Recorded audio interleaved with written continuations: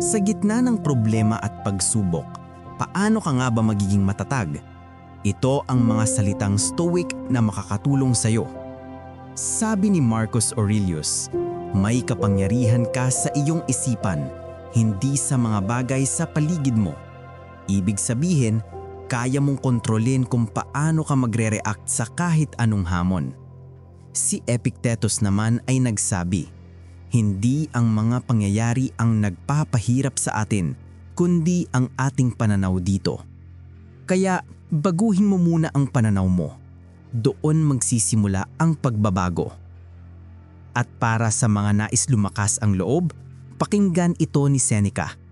Ang tunay na yaman ay ang pagiging kontento sa kung ano ang meron ka.